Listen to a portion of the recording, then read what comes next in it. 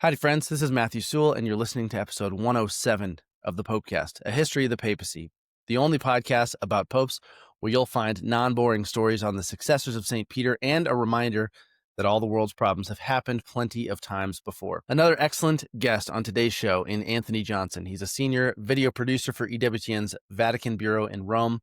Anthony is an alum of Gonzaga University and has been living and working in Rome now for nearly a decade, working on all sorts of interesting projects in the heart of the Catholic Church.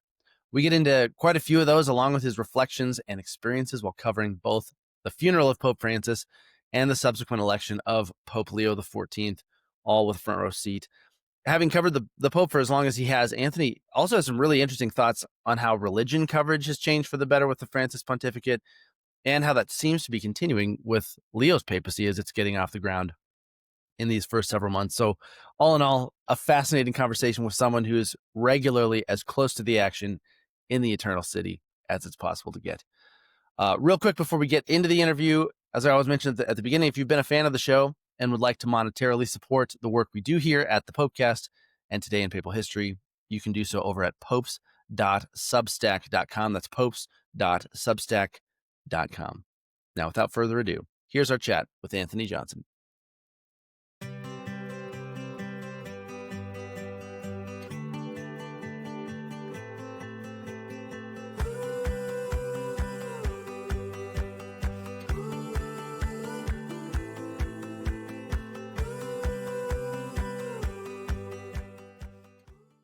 All right, welcome back to the Popecast. This week, our guest is Anthony Johnson. I forgot to ask you your title, actually, before we started recording. So you work for EWTN as a video producer, but you'll be able to say it better than I could. What all do you do? Who are you? Where do you come from? Yeah, what's a bit of your background before we get into it today? Yeah, sure. So thank you, Matthew, so much for bringing me onto the show. Like you said, I'm Anthony Johnson. People have a hard time giving me a title anyways. On my emails, I write down that I'm the senior video producer for the projects department. So I am in charge of making documentaries that are often part of collaborations with other organizations. And then I also work on special projects such as the EWTN Travel Jubilee app and the EWTN Summer Academy. I also was an editor full-time for the show Vaticano, which that's the main show that we produce out of the EWTN Vatican Bureau. And I edited, I think, 200 30-minute episodes of that show and still contribute from time to time to it. Oh, incredible. Is that, so it sounds like that's the serialized show. Is that a weekly kind of digest of what's been going on in Rome specifically that you guys do? Yeah, absolutely. So it's a part of EWTN News, and it's a weekly TV magazine show. And that's a creative way to say that it's somewhere between news and documentary because it's highly produced. But the minute you float the word documentary around here, that's when people start asking for checks, asking for money, for permissions. But in many ways, it's advantageous to call it news because it means that it's timely and it's relevant. So they're more like extended news explainers done in a fancy way. And you're right too. So it covers the Pope's week, often something involving papal diplomacy, maybe some various Vatican offices, and then art and spirituality, because Rome is a beautiful place, as you know, and there's a lot to share. Sounds like 60 minutes, but substantially better quality. That's the idea. Yeah, we're still trying to market it in that way too, because we didn't really do that much marketing for it before. EWTN's on-demand presence and social media presence has been much more strategic in the last few years. So now we take a much more serious look at how it's performing and what people want. But it's a difficult program to make, and the editors and the producers who work on it, I think, are many times like the unsung heroes in our office because they do it week in, week out. They don't complain much, and they do things to the best of their ability. Nice. Yeah, interesting. So like you said, that's a small portion of what you do. So what do you end up spending most of your time on a given week, do you think? Ooh, that's a really good question. How do I spend my time? So yeah, Make I sure your think boss isn't listening. No. yeah, my boss is listening right now for sure. So it changes on a given week. When I was working on the Summer Academy, particularly for those 2 weeks that we have it, I'm dedicating my full time to that. When I'm working on a documentary, usually for the span of about 5 days or so, depending on how long production is, that's also about 90% of my time. And maybe I might write a few more emails. And then the travel app is something that, at least in reality, I do when things are slower around the office and I'm maybe in between two major projects, because that's a project that I can work on from the office itself.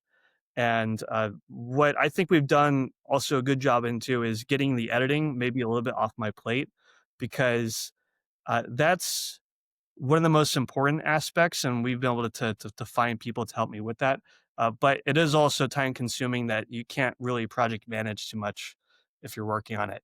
So I guess it's like uh, I don't know, 60, 30, and 10. Like 60% documentaries, I guess 30% travel app, and then 10% summer academy. Just because there is some planning that happens throughout the year, but it just depends because it can fluctuate. Sure.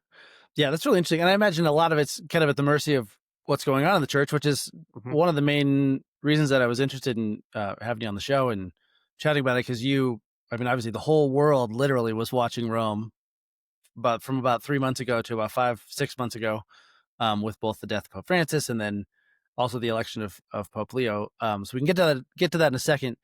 But you mentioned before we started, yeah, the summer academy.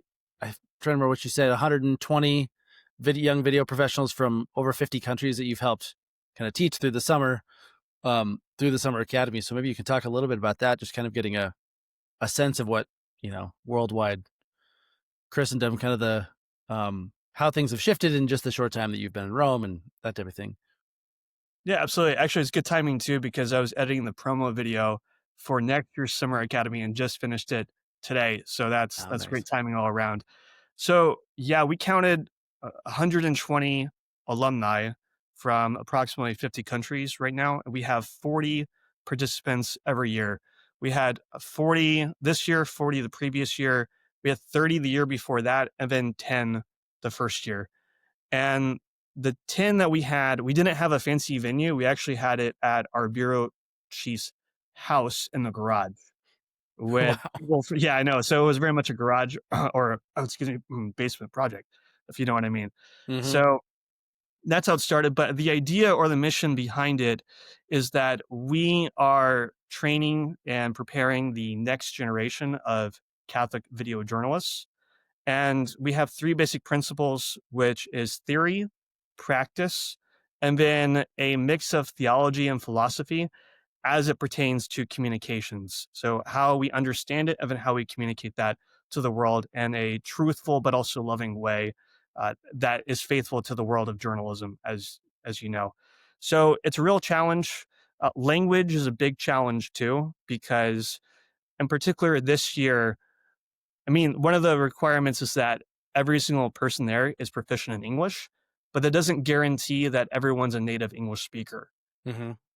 You put all these people in various countries. We had 23 countries this year. We put them all in an incubator for 10 days, and you're not really quite sure what's going to happen. And, you pray, hope to God that it's all going to work out okay. And in the end, it does. But it can be, we had some very strong conversations that it can be very challenging for people to come from distant parts of the world where maybe they're not speaking English as their main language, but they can't speak it. Like, Hmm. if you all of a sudden, I don't know if you know Spanish or Italian or anything, but if you're not speaking it in your home, and then all of a sudden you have to speak it every day, and a stressful environment that it does have, you know, uh, good goals and good opportunities, that can be tough. Hmm. And every participant, we put them into a group. So they have a small group of about 5 to 6 people with a tutor. That tutor is an alumni of the program. And they do 3 practical exercises together in addition to all of that. Then, if the Pope's here, then we take them to the general audience and they learn how to do a news report as if they were a professional journalist. Some of them already Hmm. are, and they're there mostly for friends and for community, because if you are the only Catholic journalist in your country in Southeast Asia, for Hmm. instance. I mean, that can be a very lonely endeavor, and they Totally. need Yeah. friends, they need community. So when people come here, particularly from places where the faith is persecuted, that can be something that maybe lightens the load and gives them hope. And then lastly, I think we talked a bit about how the Summer Academy is a good opportunity to take stock of what's happening in the world.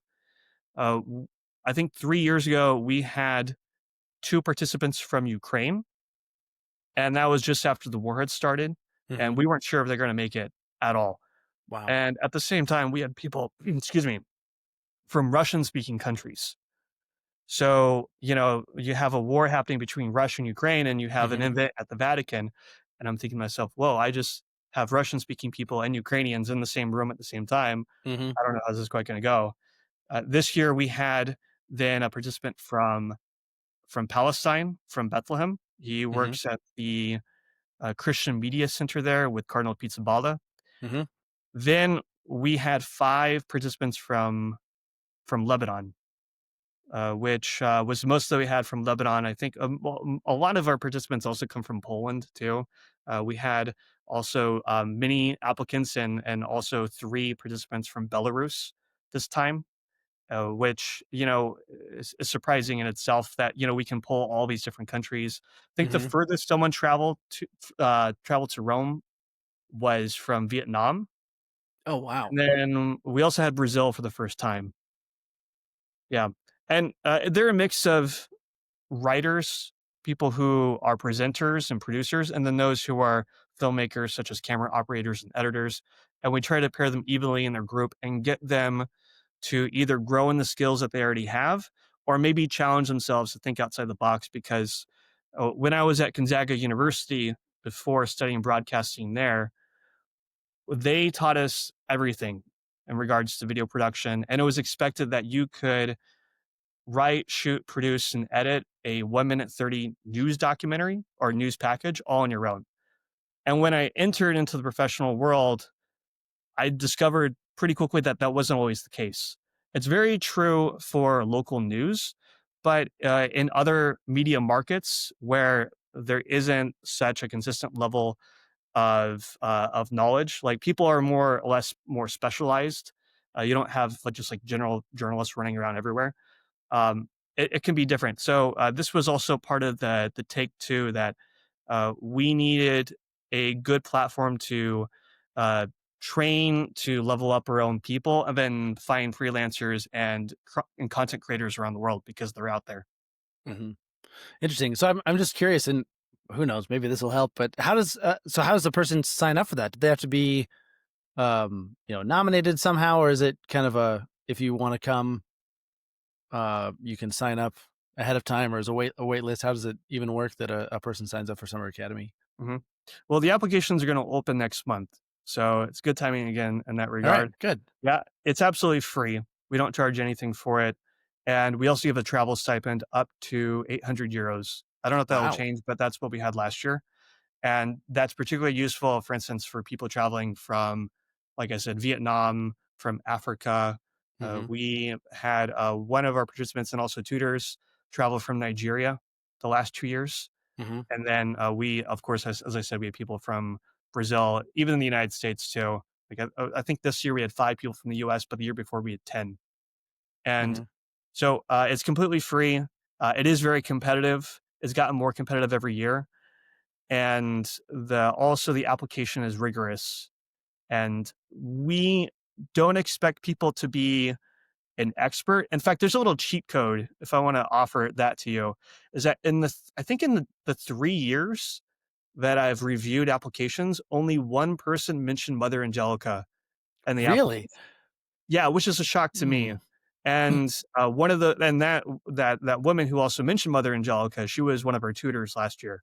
So if you can mention the foundress of EWTN in your application, I think you're in the right spirit, because we're not always looking for skills. I'm looking sometimes for people with the right attitude.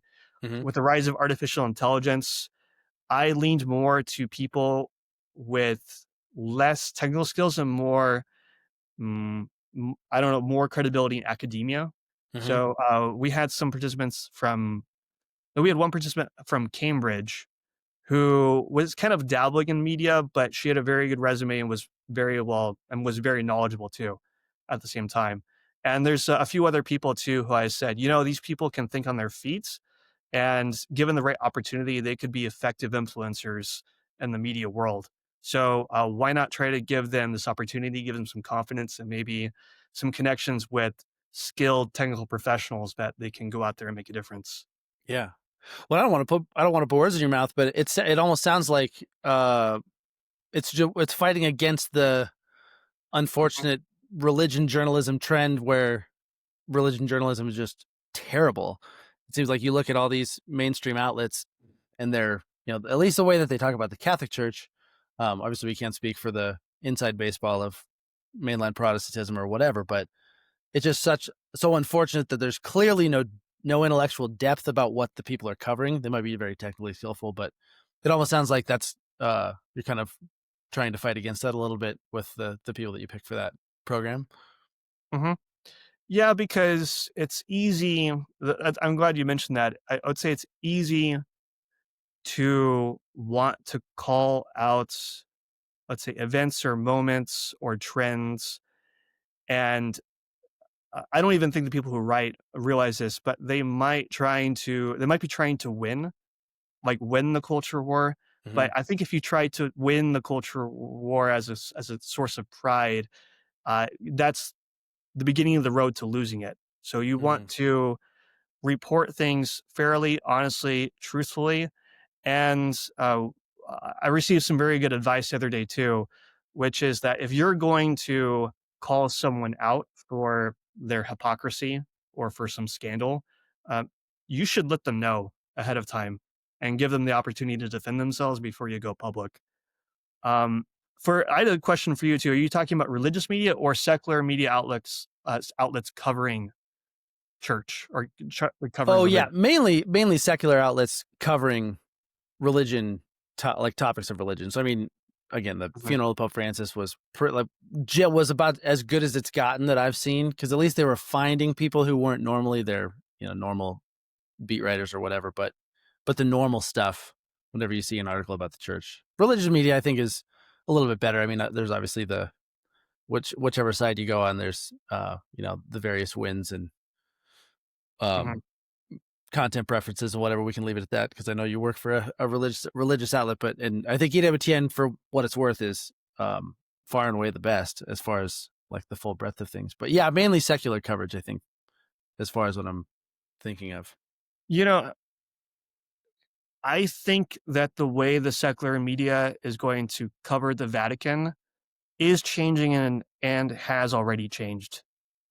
And you'll notice this with Pope Leo coverage right now. And I think if we brush aside just for a moment, I think if we brush aside or put aside the bias in whatever outlet you're looking at when it comes to Pope Francis and that coverage there, I am inclined to think that secular media coverage of the funeral and of the conclave and of the election, regardless of what side you stand on, I think it's good that they're doing that. Um, Pope Francis took interviews with media outlets that are, let's say, maybe not preaching things in line with the church. Mm-hmm. I could use a number of labels, of course, but I was saying this also just after, I think within like the month or so after his death, when I saw all of the media outlets on the street in front of the Vatican with their reporters. I mean, thousands of networks here in Rome who don't do Catholic media at all, but they felt compelled to do this. Mm-hmm. I think the numbers of outlets covering this event increased because Pope Francis was willing to reach out to secular media, regardless of where they stood on the left or right. Pope Francis' legacy, in my opinion, is less to do with, let's say, theology and conversion, and more to do, you could call it synodality or the way of accompaniment, but it's more about encounter. So after he died, there were many world leaders and even people who are just celebrities or influencers making tweets and posts about their condolences about the Pope passing away.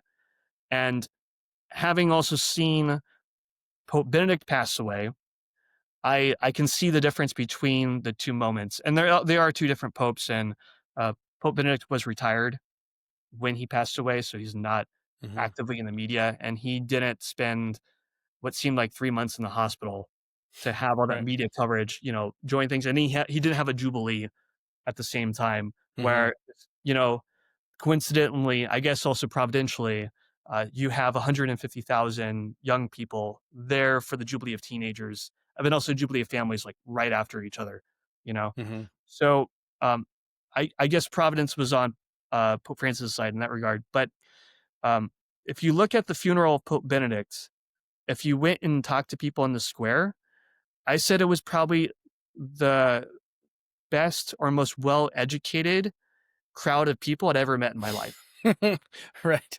Yeah, Hmm. like, they had each read at least 1 or 2 theology or philosophy books, and when you ask them a question about church teaching, they could give you a truthful and honest answer in a loving way. Sure. It was very, very easy to go and get those interviews and get those sound bites just from average people on the street. Hmm. And with Pope Francis, uh, even people who aren't Catholic, they will look fondly upon Pope Francis. And then now it's up to this pontificate. I'm speaking, of course, as an American here, Sure. but I think it's up to this pontificate with Pope Leo. The church is in a very good situation. But now that Pope Francis made that first step of encounter, now that there's interest, we will. I hope and I project we'll see an increase of conversions in the United States. And I think the media being prepped by Pope Francis is now almost committed to covering Pope Leo no matter what. Like Pope Leo, he is a religious leader, but he's also an American. Hmm. In terms of their news values, they're obligated to cover him. Right. And if he does something major, it's going to be a top story. I don't remember the Jubilee of Youth. I'll compare it to like a World Youth Day. I don't Hmm. remember that ever being headline news in the United States. Yeah. No, definitely not. It is now. Yeah. Maybe with the exception of when it was here. I don't even know. I was 13 when it was in Toronto. I doubt it was even headline news when it was, close. But yeah, that's interesting. I've always But thought that. yeah, Oh, sorry. Go ahead. Yeah. no good. But even Lisbon too, with Pope Francis had 1.5 million people, and Pope Leo's was his Jubilee of Youth, but because Pope Francis would have said it too, of course. But that drove in similar numbers. But I think the media coverage was very, very different and much better for. I mean, the Jubilee of Youth in comparison, and Hmm. drew in much more attention to at the same time. Yeah. Yeah. That is really interesting because um, I've long thought, I've always found it fascinating that Pope Francis, bear with me for a second. I've always thought it was interesting that President Trump and Pope Francis kind of came on the like world scene around the same time because they've had Mhm. similar effects on, I don't know, whatever national worldwide psyche, if you want to call it that. Obviously for very different reasons, very, very different men. But as far as Pope Francis goes, it's like the way that he was didn't allow people to kind of stay on the sidelines, no matter where they fell on the ideological spectrum, including people who were outside of the church. Because, like you said, he just presented this really strange way of being when we had the best theologian pontiff in 1,000 years and the best philosopher pope maybe ever back to back in John Paul and Benedict. And they kind of seemed, as great of men as they were, maybe a little distant. Like you said, you kind of had to be well educated to get Pope Benedict. But Pope Francis, you just didn't need to get that. And then he had this opposite effect on the more traditional side. And again, there's lots of opinions to be had on that front. That's a conversation for another day. But those people couldn't stay on the sidelines either because it was like they had gotten comfortable in having guys like Benedict and guys like John Paul II as Pope, such that they were almost able to kind of rest on their laurels and not have to worry about the mess that the church actually is. Again, this is painting with broad strokes, but Mhm. I'm interested in your thoughts if that kind of tracks with what you see like you said, that it's just it's a little bit messier or a lot a bit messier, but I think the church is better for it. And then, like you said, yeah, Pope Leo has this great opportunity to kind of thread the needle, because I think he's ideologically, it seems like he's right in between all three. Hmm. Yeah, I want to go back to what you said about the people on the fringes. If you, I'm going to throw a name out there, Whoopi Goldberg. Yeah. Did you remember her meeting with Pope Francis? Mm-hmm. Yeah. And then she was a part of the team that I think with also Father James Martin. I think he had something to do with it too. But they were part of the team to bring the comedians to the Vatican about 3 months or so. I think it was 3 months. I have to double check, but about 3 months Yeah, or so after the that fact. sounds right. But immediately after Whoopi Goldberg's meeting with Pope Francis, it also struck a chord, I think, with the larger public, because Pope Francis said that he liked Sister Act in the That's meeting. right. Yeah. Yeah, which was such a Pope Francis moment to do. And then also, I think he met Sylvester Stallone Yep. that year, Right. and he's like, "Oh, Rocky's here." Mm-hmm. Didn't he Yeah, didn't they pose with their fists up or something like they that? did. Yeah, yeah, they did. Sylvester Stallone said he felt old because he said the Pope watched Rocky when he was young Cool. or something. Anyways, yeah. Yeah, but after the Whoopi Goldberg meeting, she has her show, The View, of course. I don't watch The View much, but we're gonna have a conversation about Pope Francis on it. It was 8 minutes long. I said, "Huh, this seems very fascinating. I'm very curious what they have to say." And I think almost every single one of the women who were on that desk, they had all attended Catholic school in their childhood. Whoa. And they're also either liberal or left leaning, have very different values in the church. And they want the church to change for them. Mm-hmm. And they're very clear about that too. That being said, the last thing that they left with was that Whoopi Goldberg realized after meeting Pope Francis, she says, "At least I know that God still loves me." Whoa. Geez. Yeah. And whatever she believes or whatever she thinks, I think that's a very important place to start, particularly with people, regardless of who you are and what you believe, etc. Because it, she's probably thinking, "Oh, because I disagree with the church, then God doesn't love me anymore." There's nothing in our theology that dictates that to us. Mm-hmm. We believe that God loves us unconditionally, and he wants what's best for us, which is to lead us to relationship with him and ultimately the truth that is Jesus Christ, right? That relationship there. So we could get into that further, but you know, that part of everyone knowing that God loves them and then doesn't want to just leave them where they are, but lead them to where they need to be. Mm-hmm. Like I said, that's the next step. And I'm hoping to see that with Pope Leo. And then speaking about Pope Francis again, I will say that I'm speaking as someone, of course, from North America like you. I did a documentary in Ecuador back in the beginning of 2023. It was my first trip below the equator. Actually, it was at the equator. It was in Quito. Right. Yeah. Yeah, which has its fun science experiments and all that too, if you Mm-hmm. stand on the equator, but that's another story. Yeah, Which way does the water drain on the equator? and yeah, just straight down, right? Straight. Yeah. Yeah, literally straight down. But you can, well, that's a kind of a morbid story, but you can move, let's say, a bowl that drains from one side to the other, and you notice that it's just spinning Really? in opposite directions. Yeah, it's true. Wow. Yeah. But I That's mean, funny. Anyways, yeah, we yeah, digress. but back to Sorry. yeah, it's okay. It's fascinating. But back to the main point, it, Pope Francis is from Argentina. He's from South America. And in order to fully understand his charism or his ministry as Pope, I think if anyone could have afforded it, I think a mission trip and I mean, you can go to any place that needs help, right? But I think culturally, South America, anywhere in Latin America, would be very helpful for people to understand Pope Francis and his charism there, because we are very Western. I would say like we're very Roman and Greek people. Mm-hmm. We love to debate. We love to argue. We don't like to leave things the way they are if they're broken. We want things to be fixed, and we want to understand the confusion that is the world and that is life. Something that we're very bad at is surrendering to the mystery of things that we do not understand. Hmm. Right. Yeah.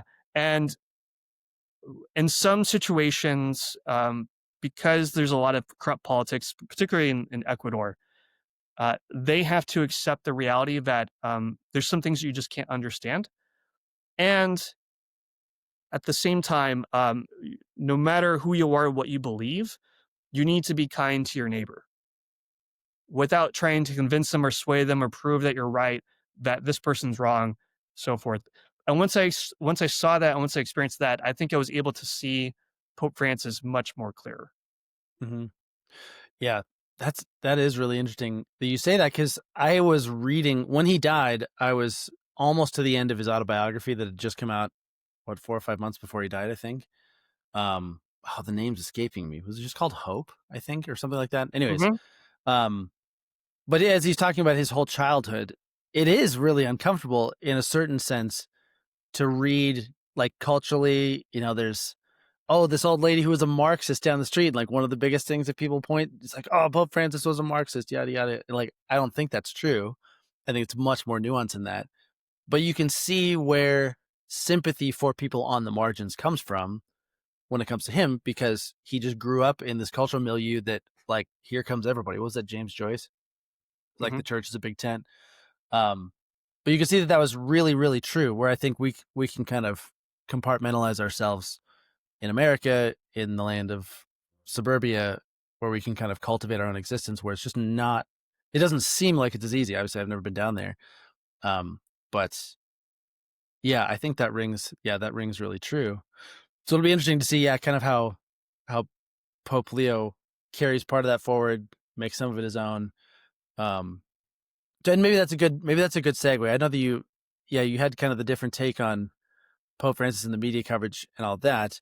What was covering his funeral like, from a person in your position where you weren't? It didn't sound like very much in front of the camera, but you probably got to go some pretty cool places. What are just kind of some nuggets from that whole experience that were interesting to observe from your vantage point? Yeah. So I remember the moment that I got the word that he died. I was on a bus, Flixbus, with my girlfriend. We were doing a trip to Siena, Oh, and I got nice. a text message, oh, that Pope Francis is dead. Pope Francis passed away. I shouted in the middle of the bus in reaction too. So I was one of the first people to get those words too. Uh huh. Then I'm trying to make phone calls to figure out, hey, like, because I'm getting the news before it's even published. Right. And not that anything's under embargo at that moment in time, but all of a sudden I get hundreds of messages from people inside EWTN saying, this is our strategy, this is what we're going to do, this is how we're going to publish, and it's all happening very, very quickly. Mm-hmm. So the beginning is very fast paced, and then there's a little bit of a lull. And then it picks up again around the funeral, and then there's a lull again, and then it picks up again around the conclave. Mm-hmm. So that's the waves of the media right there, if I want to call it that. Yeah, I think in short, I would say that it was surreal because you knew that in that moment in time, you're a part of history. As you said before, there's not many moments where, particularly working in church media, where I mean, it's important, but maybe the rest of the world isn't quite considering it that important, if you know what I Mm-hmm. mean. Oh, And totally. and it's odd too because faith plays such an important role in our lives and also consumes so much of the dialogue or conversation in the world. Yet, even you could call it Catholic media it's substantial as a niche, but it should be much larger due to the role that religion plays in our lives. Mm-hmm. And so to see that actually play out, like the role of religion and media coverage actually matching, gave me as a media creator a lot of hope. And I had a joke too at the same time that anyone who is walking down Via della Conciliazione, it's the main road that leads to St. Peter's Square, everyone who walked on that road was consenting to being filmed. no matter what. If he just walks on Right. that road and someone was just he had a friend maybe scanning TV channels back home, you Hmm. probably would show up on their feed somewhere somehow, if you know what I mean, because there was Oh just so yeah. much coverage.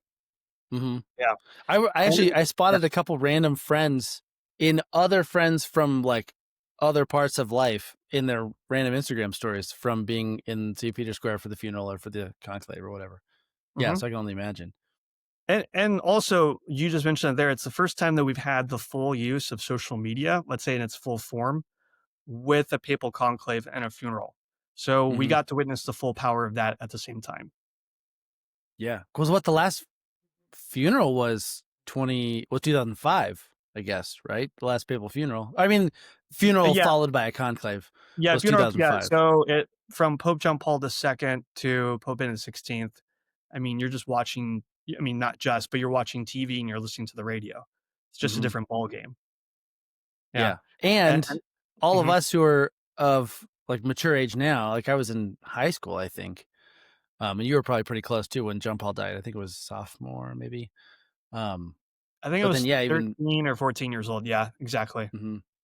Yeah. Yeah, but even with Pope Francis, I remember the side by side picture where there was one camera, two cameras, or something like that in 2005 when John Paul died, and then or when Benedict came out of the loggia, and then in 2013, it's all the screens, but they're the Nokia Snake phones, and then now, Yeah, the yeah, 2 everybody side by has a side. smartphone, right? Everybody's a content creator, all that type of thing. Yeah.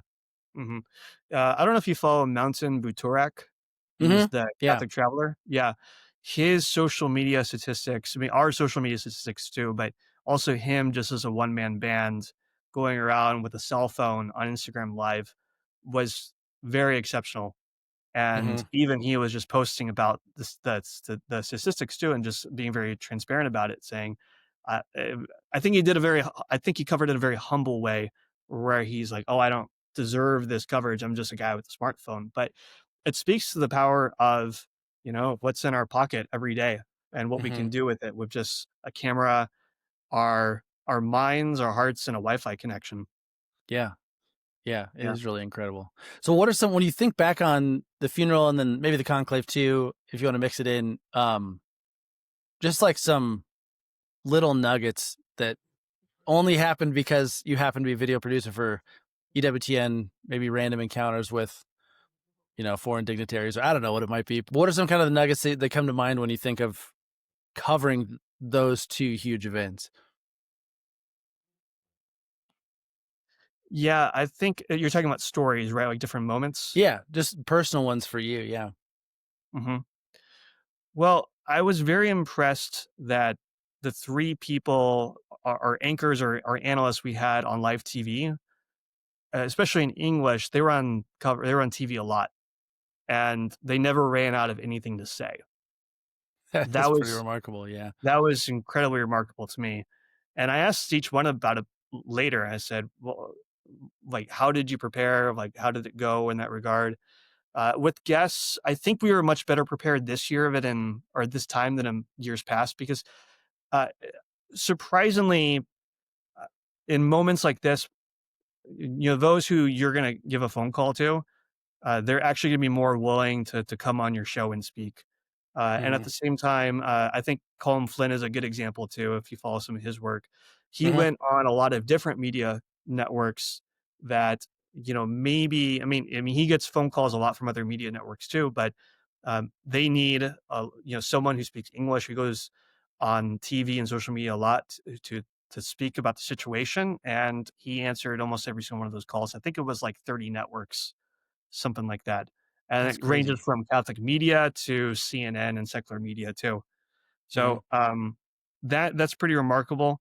So my role with the conclave itself and with the media coverage, most of what I did was made myself available to the journalists and the producers for interviewing pilgrims on the street to hear their story, and then just getting coverage day in and day out. So I would go and shoot once in the morning and then once in the evening, just to provide our editors with some video coverage or B roll as we call it for the stories.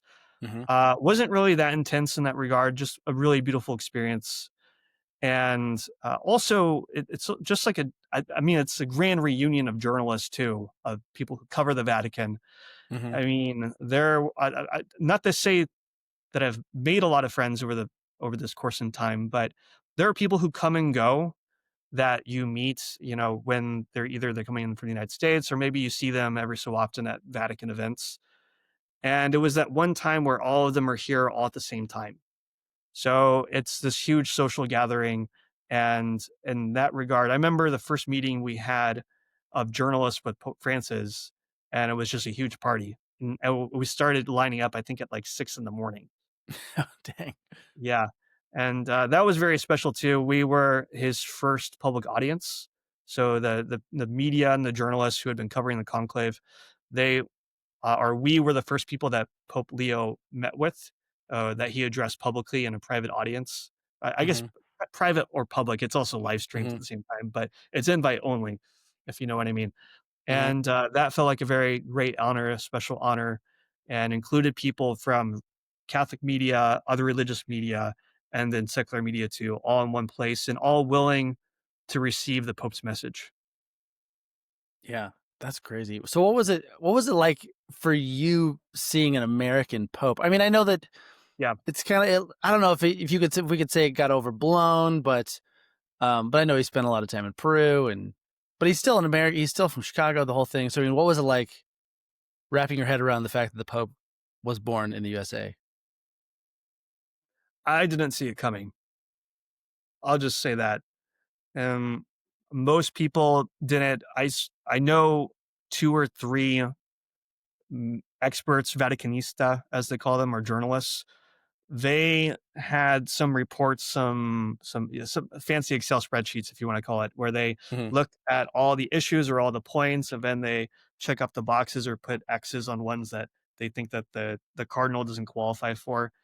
And at the end of their analysis, they had some people do some reports. They said that the person who ticked all the boxes was Cardinal Prevost. The only Interesting. thing was that he was born in the United States, and they were thinking to themselves, I don't know if this is possible, but if you, I think Matthew Bunson said it when he did his book conference for the publication of his book. He said that if you put aside for a second that that Pope Leo is an American, he would have been hands down the favorite going in. Hmm. So I'm very glad that that didn't play a role. And I think it teaches us also a lot about who the Pope is and what he's supposed to do.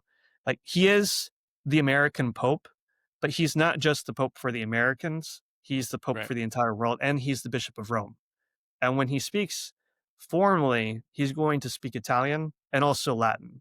Maybe Hmm. you also heard him sing Salve Regina, for instance, during the Regina Caeli. Um, that's something that he owns up to, and I think he's doing quite well. As an American, um, I know from spending time with German colleagues and Polish colleagues, I work in a very international office. It's a huge opportunity, but it's enormous weight or responsibility for a culture. So I know that we as a culture, I think we need to own up and take responsibility for the fact that uh, the Pope Leo pontificate isn't just going to define him; it's going to define the United States, Hmm. and that put an initial sense of fear, but also awe in me at the same time. So, some people who I know who are not from the United States, I think they were more excited than I was because they didn't have that sense of responsibility. Hmm. All of a sudden, I go back to my house at the end of the night, and I'm just trying to process everything. This is right after he was elected, and they did the whole reveal. I'm thinking, whoa, what are we supposed to do now? Like, what's going to happen now? And how are we as Catholics going to respond? And maybe also people who aren't evangelized going to respond to this too, because he's not only a pope now for the Catholics. I mean, I said he's a pope for the world too, but um, the people of the United States, regardless of who they are and where they are in their faith, are going to feel a sense of pride in the fact that the Pope is born in the USA. And then, Hmm. the fact that he spent so much time, I think about 20 years in Peru. He was bishop there, and he's also a citizen now of Peru too. I believe that he connects the dots and the cultural link. He creates a cultural link between North and South.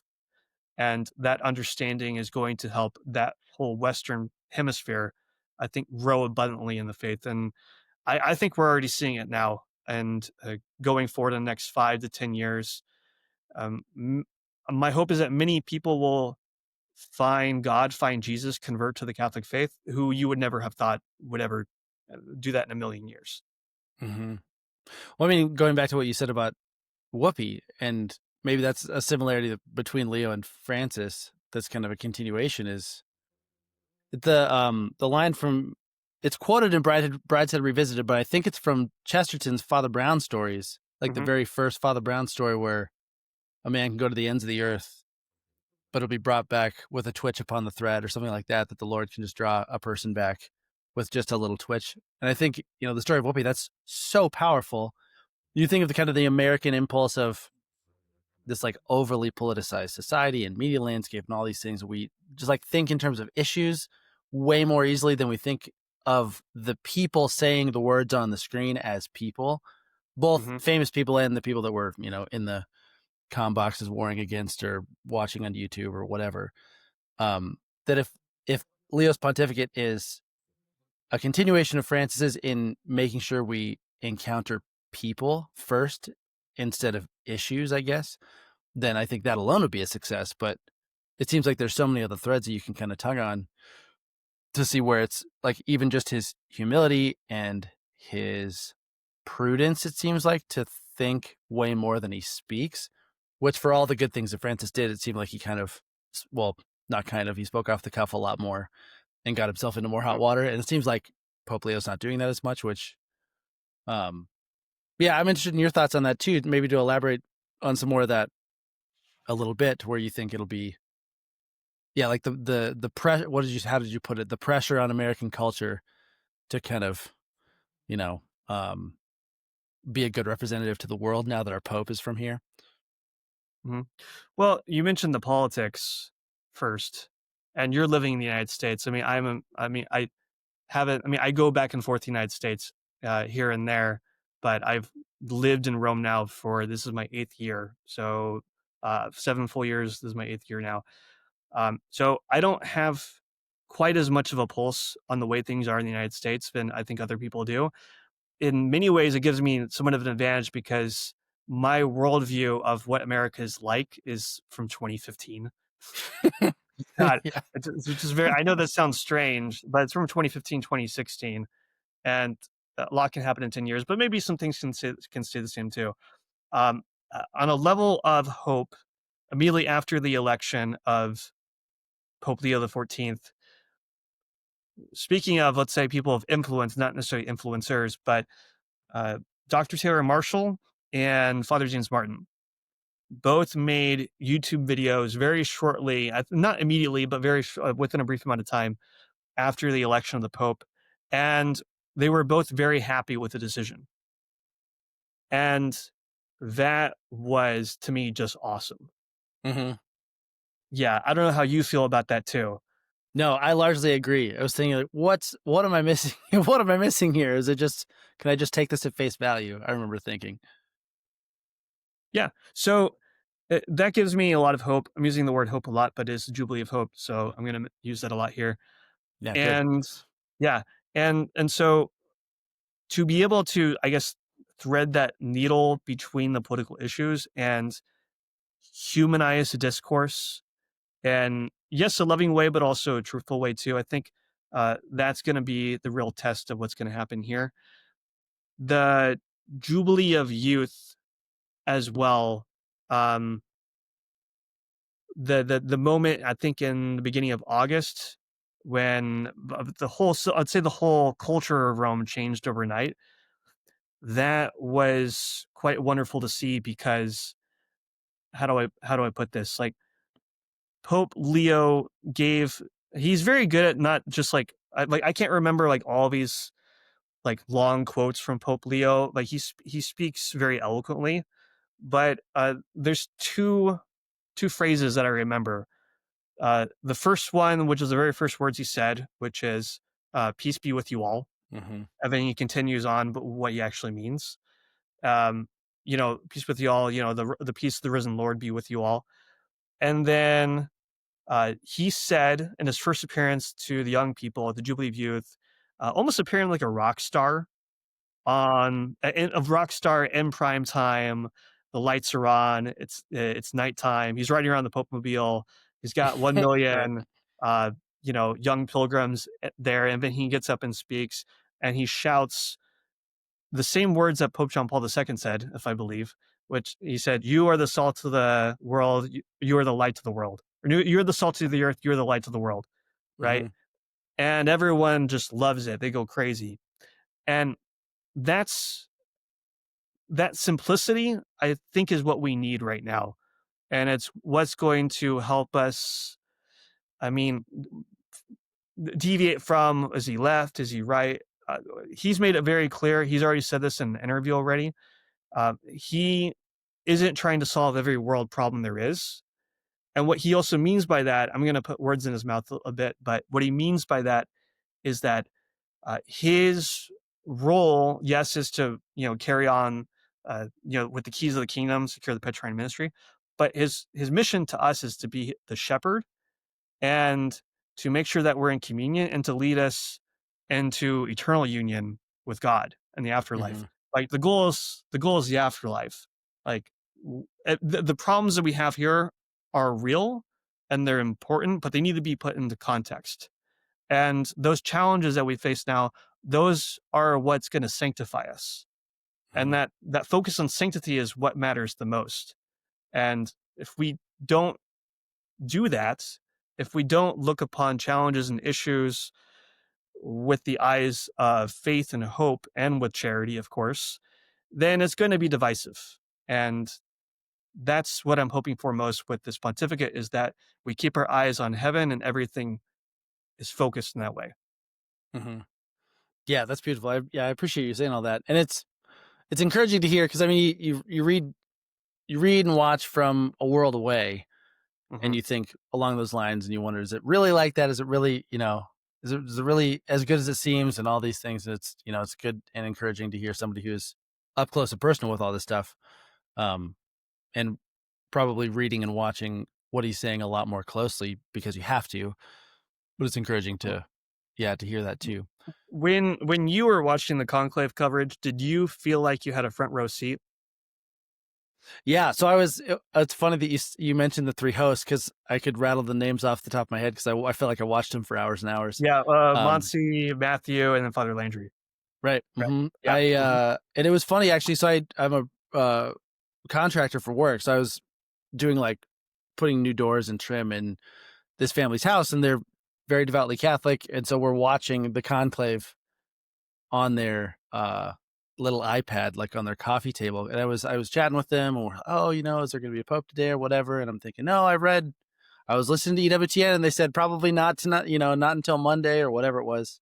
And I walk upstairs, look at my phone, and there's white smoke, and I sprint back downstairs, and then we just like sit on the couch and watch for like an hour and a half until Pope Leo comes out. But yeah, I mean, like it legitimately did, especially compared to what was it 12 years ago when Pope Francis came out. Even though the coverage was good, it was it's diminishing in quality as you go back through the different papal elections. So yeah, just the quality felt that much better. Mm. How did you react to when you found out it was an American pope? Well, it was so I had done an episode with Donald Paul Maddox, who has a great Substack publication Uh-huh. called In Defense of Theology. And we had talked the week before the conclave started, and his guess was a Leo or a Gregory. My Okay. older two sons are Leo and Gregory. So I Hmm. went full send. I've gone full send on the, papal history buff thing, naming my children after him. So both of us were like, man, that would be great if it was a Leo. So that was the first thing I reacted to. But then when I realized that it was an American, I I feel like my brain shut off at a certain point because like I just couldn't. It was the excitement of the moment, wondering who it was. I remember Cardinal Mamberti's face when he came out and he just had that little smirk on his face. He's like, I know Mm. something you don't know, and it's gonna blow your minds. And it did, I mean, like those are just the only two things. Was I was super stoked that it was a Leo. But then also that it was American, just in it, then all the other questions run through your head. Like, what's this guy going to be like? You hear his first words. I noticed the mozzetta that he was wearing that Pope Mhm. Francis had skipped. So that was encouraging. As an aside, I've wondered if he's just like a kid in a candy store where he's like, I have access to all these really cool vestments. So he's just, going through the catalog, going through all the closets and He does picking that with something real new. estate too. Right. Yeah. It seems Yeah. like it. He's like, I have a summer residence that, not to say he owns, but like I think he went down to Castel Gandolfo on a whim just for a weekend about Hmm. 2 weeks ago. Yeah. And And he just went again, didn't he? Like yesterday? oh, he went again. Okay, I need to double check that. Yeah. Yeah. Yeah. I think I saw yesterday. Yeah. So I mean, he is kind of like a kid in the candy store there too. He also celebrated mass at Sant'Anna, which is a very small Right. parish church that's in the Vatican.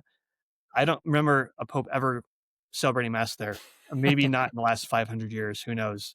So it's very different. I think what we were, well, not that I think, but from here, we were watching reactions of people in the United States, reacting to our coverage of the new election of Pope Leo. So we get a kick out of it. We're also, I guess, not to say that we're entertained, but it moves us, to Of see course. to see our people react to the news. I mean, I remember the first one I watched. It was a group of high school kids, maybe middle schoolers. I think they might have been middle schoolers, all sitting around a projector in a classroom, just huddled together, all packed in. Right. And there's a seminarian or a priest who's up there, and another one who's behind, and they announce the name. Then it goes dead quiet. No one knows what's going on. And then this one guy says, Cardinal Prevost, he's an American. And then there's another bit of dead silence. And then everyone, as if we just won a world championship, goes, yeah. Right. Yeah. And this happened time and time and time again. Hmm. And then when people learned that he was from Chicago, they took the Chicago Bulls entry or intro theme song, Yeah, I know. I saw that was the best. and then That they was one of matched the that. best ones. Hmm. Yeah. What was there was the Chiclayo seminarians who had him as a bishop. I remember seeing that one. And then Bishop David Toops from St. Petersburg, is it? Hmm. Or Savannah? I forget which diocese he's from now, but young guy, like their whole chancery staff was watching it. And the camera was like on him. And he was like, oh my God, it's an American, And then the whole I thing, think yeah. there were only like one or two people with American flags in the square. Oh, So really? yeah, so the people, or the one or two people who had those flags, I remember this one kid standing and having 15 camera operators and photographers just around him in a circle, and he's just posing with the American flag because he's the only one they got, and they need a story. Hmm. But I mean, if you go back and you watch the coverage, you'll see one or two people waving the flags, but to go and find them after the fact with a news crew is just a different story. Hmm. So that's what I love. I mean, I love the dialogue and media, particularly social media, because the events are happening live here, but then they're also happening back in the US. And then you can do the coverage back and forth to show, hey, this is happening here, but look at how the world is responding too at the Hmm. same time. And it's just Well, speaking wonderful, of beautiful to watch. yeah, speaking of that, did you see the story? I assume you did, about his childhood home and how Hmm. it was literally, what is it, literally listed on the market after it had been flipped, like the week before he got elected, and it was grayish, gross, like standard old house that had just gotten flipped with builder grade, whatever, just to be sold quickly, and then all of a Yeah. sudden the guy who owned it was like, I'm gonna pull this off, and then we're gonna see what it's really like. And I think his town ended up buying it or something, but. Yeah, given my line of work, Yeah. I thought that was especially hilarious. I'm like, are they going to undo all this to put it back to how it originally was? Actually do justice to the old house or whatever. But and then his brothers. That was the other really bizarre and hilarious thing, because I have three boys, and so Hmm. I'm just imagining, because was he the youngest? He was the youngest of the three. I think he's the youngest. Yeah. Yeah. So I'm Yeah. just envisioning mine are young, 6 to a year and a half. But I'm like, Mhm. even their interpersonal interactions now, and I'm imagining the baby as the Pope, like trying to, like what it must be like to know that the Pope is somebody who you gave wedgies and nuggies to or something, or like play words with friends with. The one brother is super close with him. And I think he Mhm. said he texted, I saw this yesterday when was it, what was the pizza from Chicago that was his favorite, Avellino's or something like that. And he texted, there was like a big sign that said, "We have this pizza." Mhm. And his brother said, he texted me and said, "I told the Swiss guard to take me over there, and I reheated it in my apartment and ate all of it later. And the guards told me not to, and my security told told me not But to." But I said, someone gave him a pizza though "That's yeah, when he that was was going that around was the filming. one, yeah." That's the one, right? Yeah. So he took it back. He actually took it back to his apartment and put it in the microwave and ate all of it. Because who knows if when he'll ever get Chicago pizza ever again from that place? Mhm. I don't know, Yeah. but I think ultimately too, to me, well, he's very normal, as you're alluding to. He just seems mhm. like a normal guy who became pope. And Right, then which I get is yeah, what you want, right? yeah. And then secondly, they were calling him Father Bob. Right. Yeah, and he is very much a Father Bob. And to know that, you know, not to say that I know specifically a Father Bob, but like there's people who are like Father Bobs around the Mhm, United States. And that I think is incredibly relatable. So there's someone who is your parish priest or someone who's like, I mean, your parish priest is like the Pope. I mean, that's mhm. incredible.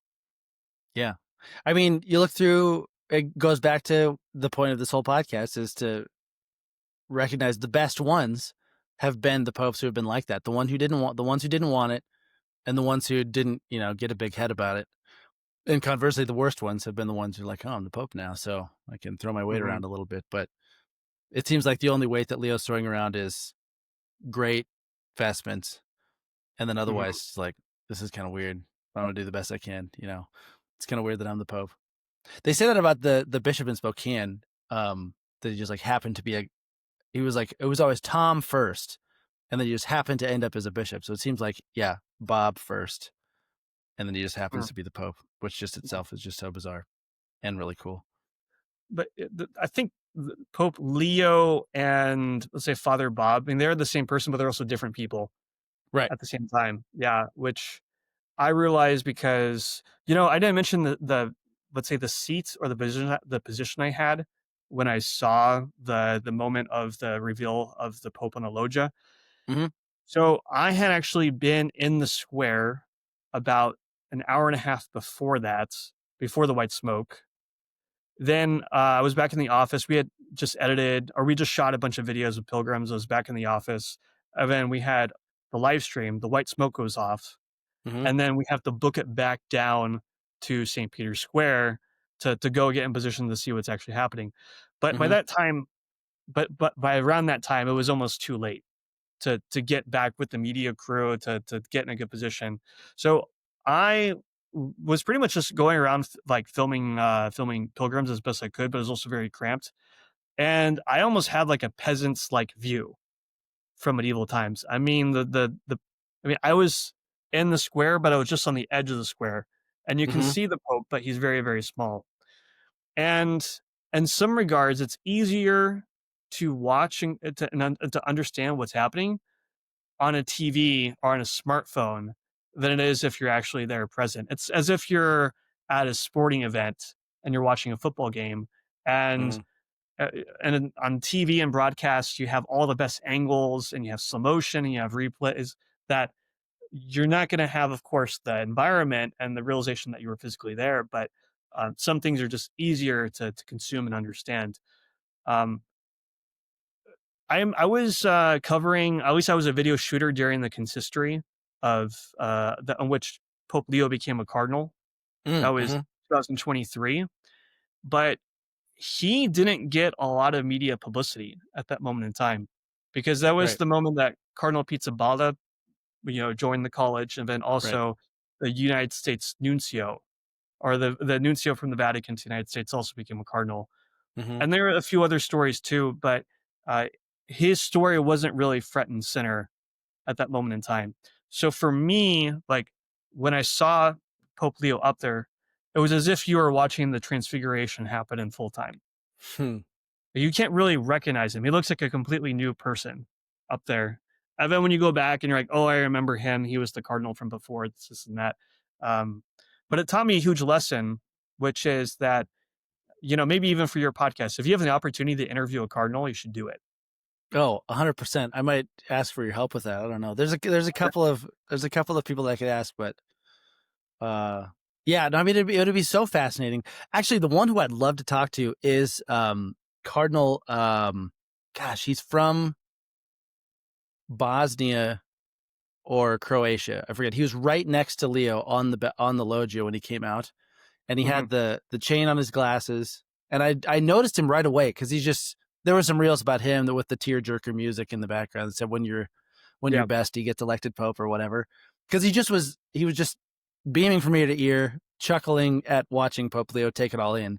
And I realized, do you know his backstory I don't. No, I don't. at all? So I didn't know who he was. I was just interested, but it turns out he was the youngest cardinal in the church at the time that he was named in the early 90s Hmm. by John Paul II. And so he had been, I think he might be one of the oldest, he might be the oldest cardinal elect or close to it. The longest Um, tenure, probably. Yeah. yeah, or at Yeah. least longest tenured. Yeah. So it had been 30 some years. He was like in his 40s, I think, when he got named. But he was, it actually turned out that my barber, who is not Christian at all, great guy, was born in this little small town in Bosnia, and it's the same town that Cardinal was born in. Hmm. Super random. So you talk about little nuggets that might, bring people along. But he was like during the Civil War, which is apparently just this horrific time in that region's history.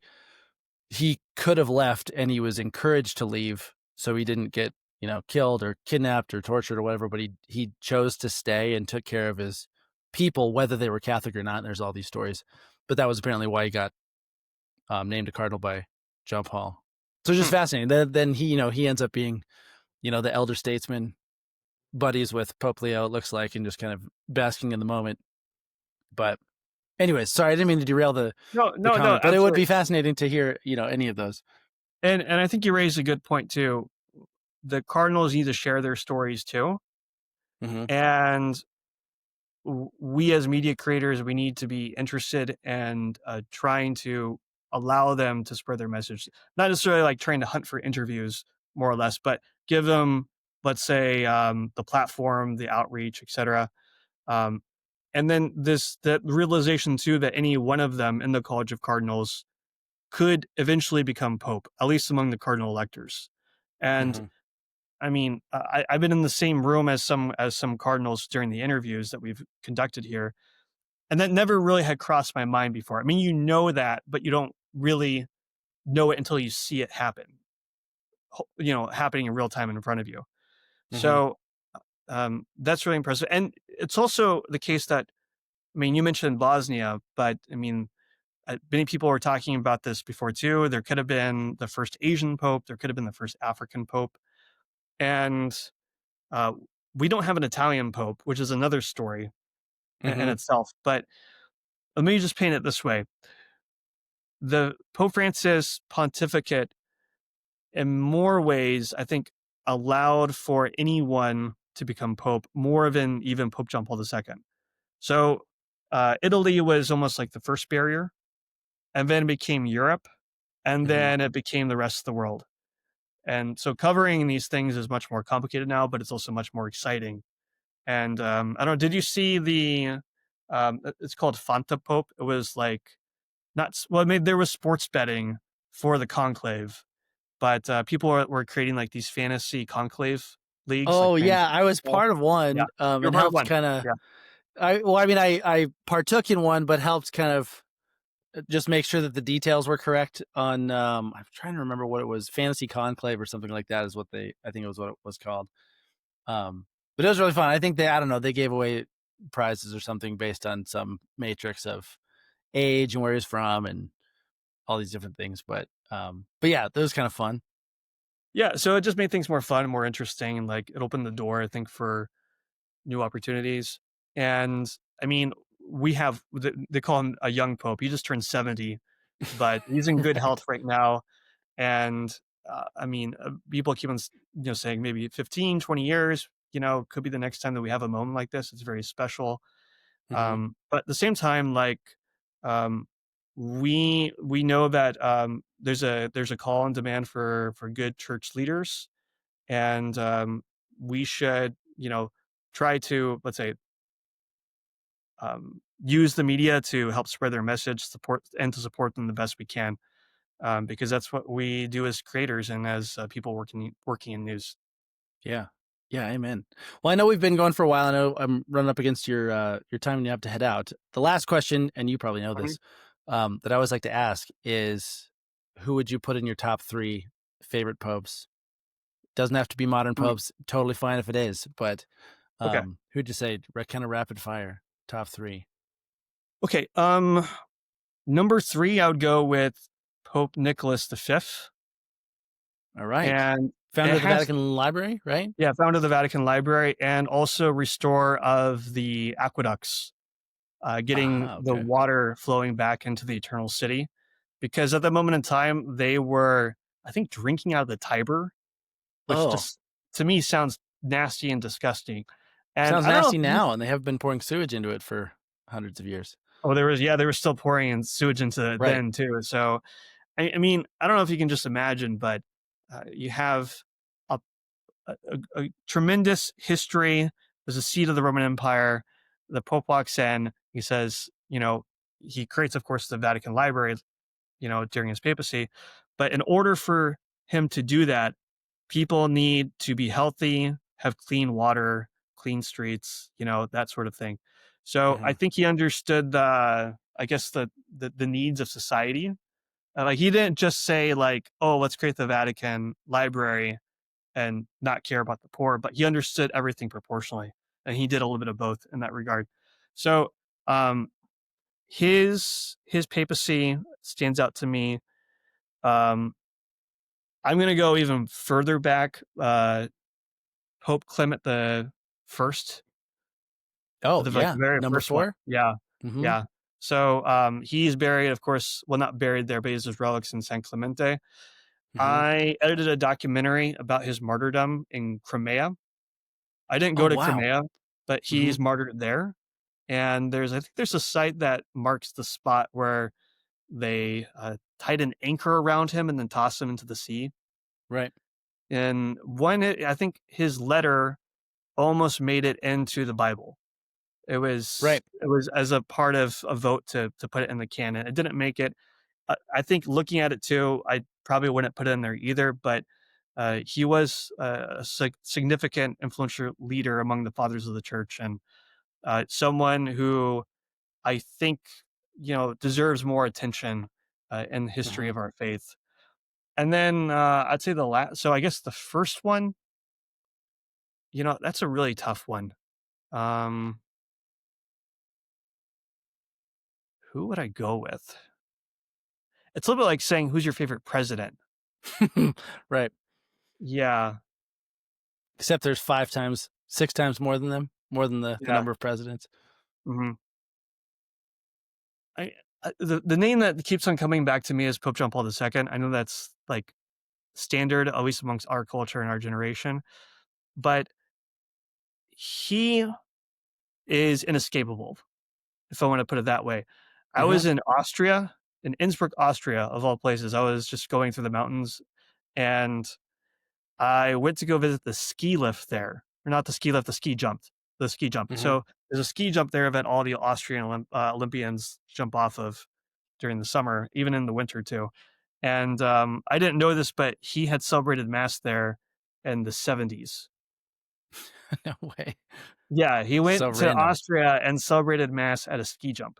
But he didn't do that there. I think he celebrated mass at a ski jump too in Zakopane, Poland. Hmm. Of course, Poland, you expect that. That's where he learned to ski. Right. But it's just remarkable. And to see also, just living here, how his legacy has endured is astonishing, to say the least. I know a number of Polish people here who still speak fondly Pope John Paul II, who also knew him personally. Oh wow. Maybe you know Joan Lewis. She's one of I don't know if you met her before, but she in our office or in our team, just one of the first people, or I think the first person that moved here, Hmm. and she was not in the square, but she was just outside the square when Pope John Paul II was shot. Whoa. And yeah, and her instinct was to run towards the square. She told me while other people were running away. That's one of her great Hmm. stories that she likes to share with people. Um, but just witnessing his impact on the culture gives me a lot of hope. And I had a conversation, I think it was with Father Michpakwa. We one time were talking about the church in 2050, of all things, Hmm. like what the church going to look like in 25 years. And we were breaking the numbers down, and who are Christians going to be the majority? Are Muslims going to be the majority? Is no religion at all going to be the majority? And he said that you can never factor someone like Pope John Paul II, because the Catholic Church, to say it produces saints, but we have saints that are like our wild cards who can just go in and shake up the culture, and Hmm. their impact is greater than an army of 1,000 or hundreds of thousands. And with the media now today, that's even more incredible. I mean, we look at Carlo Acutis, and the efforts to bring his message and his charisms into the popular culture. He was a kid who passed away at 15, 16 years old, and his legacy is going to go way past his lifetime. Hmm. That's just a beautiful thing. Yeah. Yeah, absolutely. Well, I like that. Yeah, those three. I can't argue with any of those. I think St. Clement and Nicholas V are firsts. So you're the first one to mention either of those. John Paul obviously Okay. is a common one, but again, totally fine. Well, yeah, thanks again for being on the show. Where can people find you, your work, anything you'd like to promote, share, anything like that before we go? hmm So on social media, if you have Instagram, you can find me at Anthony SBQR. I also have a website with a portfolio of some of my specials and documentaries that I've produced, which is anthonysbqr.com. And then if you'd like to follow our work here at EWTN and EWTN News and the EWTN Vatican Bureau, we have EWTNVatican.com. You can find EWTN also on pretty much every single social media channel that's out there, or a social media platform. And then I developed something called the EWTN Travel Jubilee app, which is Catholic videos tied with Google Maps. So if you're exploring the city of Rome, you can watch our content or listen to our content as you're exploring Rome, Italy, and hopefully the rest of Europe too. So those are just a few of the samples. And if anyone here is listening and wants to apply to the Summer Academy, the EWTN Summer Academy, and is interested, send me a message, maybe on my LinkedIn. If the person wants to add me on LinkedIn and just write, "Hey, I was listening to you on the Popecast. I'm interested in the Summer Academy. Please give me info," because we're opening applications in maybe like a week or 2 weeks. We just need to open it. Like there is no Hmm. opening date, but um, to all those who are interested in working in media that spreads the name of Jesus, the work of the church, and everything that comes with that. We're looking for people who have that fire, who have that spirit, and maybe even the skills to make it happen. Awesome. Yeah, all of those things. I love the travel app too. I don't think it existed when I was in Rome, but I was uh shuffling through it the other night, and I was thinking, if I didn't have a tour guide, it was a friend who was living there, it would have Mhm, been indispensable. I mean, even with that, you're walking in some random basilica, which is on every corner, but to be able to mhm. look and see what's significant about it, all that type of stuff. Yeah, incredible. Well, yeah, Anthony, thanks for being on. Loved your perspectives and sharing the great stories about living in Rome and covering the Pope, both Francis and Leo, and hope to have you back again on the show again sometime soon. Of course, yeah. Thank you, Matthew. Thank you, Matthew, for having me on, and it's a pleasure to be on the program. And God bless you, and best of luck too with your podcast going forward in the future. Yeah, thanks. Likewise.